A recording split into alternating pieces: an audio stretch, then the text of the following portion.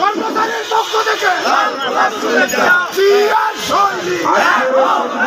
সম্মানিত সভাপতি, স্টাফের বর্তমান সভাপতি এবং অন্যান্য সংগঠনের নেতৃবৃন্দ, আপনারা জানেন যে কেন আজকে আমরা এইখানে উপস্থিত হয়েছি, কেন এই প্রতিবাদ। আমার বড় ভাই ছিল, উনি ভালোভাবে বলতে পারতো, উনি অসুস্থতা তার জন্য আমার দায়িত্ব দেওয়া হয়েছে। সবচেয়ে কথা হচ্ছে আমরা জানি, আমরা নিজেরাও জানি বিগত এই বাংলাদেশ স্বাধীন হয়েছে প্রায় ৫৩ বছর। বাংলাদেশের স্বাধীনতার সময় কিছু পূর্বে পাকিস্তান সব সরকারি এই বদুয়া নীতি পালন করে। কারণ হলো শ্রমিকদের খাটায়, শ্রমিকদের কাজ করে, নিজের ভাগ্যের উন্নয়ন করে সরকারের যারা ছত্রছায়ায় থাকে তারা। শ্রমিক কর্মচারীরা অনাহারে অর্ধহারে, তাদের নিরাপত্তা নাই খাদ্যের, তাদের নিরাপত্তা থাকে না বস্ত্রের, তাদের চিকিৎসার নিরাপত্তা থাকে না। সম্মানিত সংগ্রামী সাথী বন্ধুগণ, এই যে বিগত দিন ২৫-১৫ বছর গেছে, কোন কাজ শ্রমিকের জন্য করে নাই। এই সরকার আসার পরে প্রায় ১ বছর গেল, এরাও ভারতনা দুর্নীতি গ্রহণ করেছে। আর কি একটা কমিটি করেছিল যে শ্রমিকদের উন্নয়ন কিভাবে করা যায়, কি করলে শ্রমিকেরা তাদের ন্যায্য অধিকার প্রাপ্ত হবে, কিন্তু এইটা ওই কাগজ কলমেই আছে। তারই প্রতিবাদে আজকে আমরা এখানে উপস্থিত হয়েছি। আমরা জেলা প্রশাসক মহোদয়কে আমাদের এই দাবি দেওয়া এবং গোটা বাংলাদেশ আজকের এই অনুষ্ঠান পরিচালনা করছে।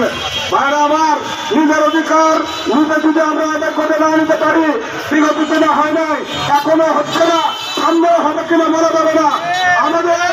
আমাদের কথা আমাদেরকে বলতে হবে, আমাদেরকে প্রয়োজনে রাজপথে নামতে হবে, প্রয়োজনে বড় বৃহত্তর আন্দোলনে আমাদেরকে যেতে হবে। আমার মনে হয় আমরা যাতে ওই আদর্শের দ্বারা শ্রমিক, আমার মনে হয় শ্রমিকদের কোনো আদর্শ টাকা দরকার নাই। আমার খাদ্য পড়ার আদর্শ আমার যথেষ্ট, আমার সন্তানের শিক্ষা আমার কাছে আদর্শ। অতএব আমিও কথা বলাই না, অত্যন্ত গরম। জেলা প্রশাসক মহোদয়কে আমরা আরো বন্ধু আপনার সবাই এই ব্যানারের পিছনে সেখানে অংশগ্রহণ করবেন, কয়েকজন অনুমতিতে আপনারা সেখানে যাবেন। আর আমার এইভাবে যদি আমরা অন্তত এভাবে রাস্তায় যারা প্রতিরোধ করতে পারি, অন্তত দেশের মানুষ, বগুড়ার মানুষ, ওটা বাংলাদেশের মানুষ হবে কি আচরণ আমাদের সঙ্গে করা হচ্ছে। আর কি শ্রমিকদের ন্যূনতম বেতন কত করা হয়, কি দেওয়া হয়, এই নিয়ে শুধু আলাপ আলোচনাই করে ভবিষ্যতে আমার মনে হয় যদি আমরা সচ্ছল না হই তাহলে এই অধিকার আমরা প্রাপ্ত হব না। অতএব আমি আপনাদেরকে বিনীতভাবে অনুরোধ করি, দেশের ভাই বলছেন ১৭ কোটি মানুষের ভিতরে ৭ কোটি ৮ কোটি শ্রমিক শুধু তার নিজের ন্যায্য অধিকার আদায় করতে না পারে, তাহলে আমাদের ভাগ্যের কি উন্নয়ন, আমরা কি করব? আমরা শুধু এই দেশটার অন্যায় অত্যাচার, এই দেশের মানুষের নেতাদের নিজেদের ভাগ্য উন্নয়ন এটাই দেখবো, আমাদের শুধু হবে না। অতএব আমি আপনাদেরকে বিনীত অনুরোধ করি, স্টাফের যে কোনো প্রোগ্রাম ভবিষ্যতে আসবে ইনশাআল্লাহ আমরা স্বতঃস্ফূর্ত হবে এইখানে উপস্থিত হবো। আমাদের নেতৃবৃন্দ যে কথা বলে সেটা শুনবো, অন্তত কিছু না হোক আমরা রাস্তায় বেড়ে প্রতিবাদ করতে পারছি। অতএব আর কথা বাড়াই না, সবাইকে ধন্যবাদ জানাই। আজকে আপনারা স্বতঃস্ফূর্তভাবে যারা এসেছেন, যারা এখানে আমাদের ওনারা অনেক জানেন। আপনারা যদি সময় দেন তাহলে তাদের কাছে আমরা দৃষ্টান্ত হবে এই দেশের পত্তন পুরাপত্তন থেকে আজ পর্যন্ত কি আচরণ শ্রমিকদের সাথে করা হচ্ছে এটাও আমরা জানতে পারবো। সবাইকে আমি আমার অন্তঃস্থল থেকে আমার সংগঠনের পক্ষ থেকে আপনাদেরকে ধন্যবাদ এবং ধন্যবাদ জানিয়ে আমি আর কথা বলে শেষ করলাম। আল্লাহ হাফেজ, ধন্যবাদ।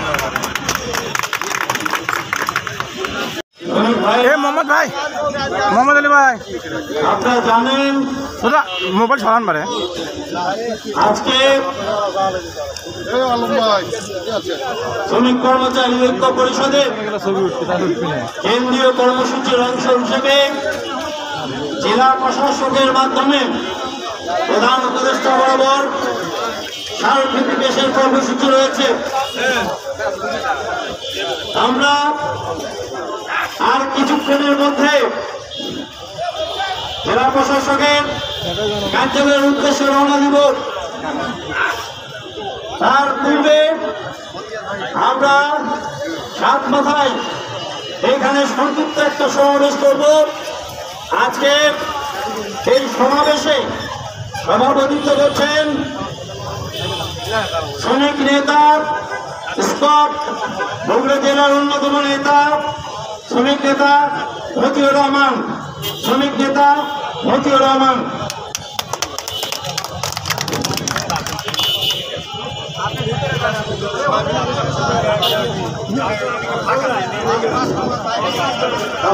দুর্গবাসী এবং বগুড়ার বিভিন্ন আপনারা জানেন শ্রমিক কর্মচারী ঐক্য পরিষদ 1994 বাংলাদেশে শ্রমিক আন্দোলন শুরু করে। এই আন্দোলনের ধার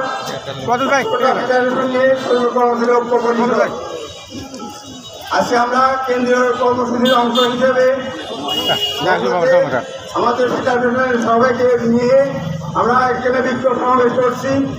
বিক্ষোভ সমাবেশ করে আমরা স্মারকলিপি নিয়ে ডিসি সাহেবের মাধ্যমে আমরা শিল্পমন্ত্রী বা শ্রম উপদেষ্টার বরাবরে পাঠানো হবে। আপনারা জানেন যে স্কপের যে 9 দফা, এই 9 দফা নিয়ে আমরা বহুদিন পর্যন্ত আন্দোলন করে যাচ্ছি। আজকে শ্রমিকদের অবস্থা কিন্তু খুব খারাপ, কিন্তু বোঝা যায় না। আজকে শ্রমিকদের যদি আন্দোলনে রাখা হয় তারা শরিক হয় না, তারা চাকরি নিয়ে ব্যস্ত, কখনো চাকরি যায়, এই অবস্থা। তার আগে এই বিষয়ে আমরা 9 দফায় উল্লেখ করেছি। এই 9 দফা বাস্তবায়ন আমরা করার চেষ্টা করবো। আপনারা যদি সহযোগিতা করেন তাহলে আমরা সামনের দিকে আগাতে পারবো। আর যদি আপনাদের সহযোগিতা না থাকে আমরা আগাতে পারবো। যেমন করে 84 থেকে 90 পর্যন্ত এদেশের সামনে যেভাবে আন্দোলন শুরু করেছিল, সেই আন্দোলনের মধ্য দিয়ে ইসরাতের পতন হয়েছিল। সেই আমলে আমাদের অনেকগুলো দাবিও আদায় হচ্ছিল, সেই দাবিগুলো আমরা এখন ধরে রাখতে পারছি না। এখন সময় এখন আইনে আসছে শ্রমিকদের হাত পা বাঁধা। তাই আমরা প্রশাসনের কাছে আমাদের দাবিগুলো তুলে ধরতে চাই। শ্রমিকদের ন্যায্য বেতন নাই, তারপরে আপনার বিভিন্ন ধরনের ভাতা শ্রমিক দেওয়া হয়, দেয় না।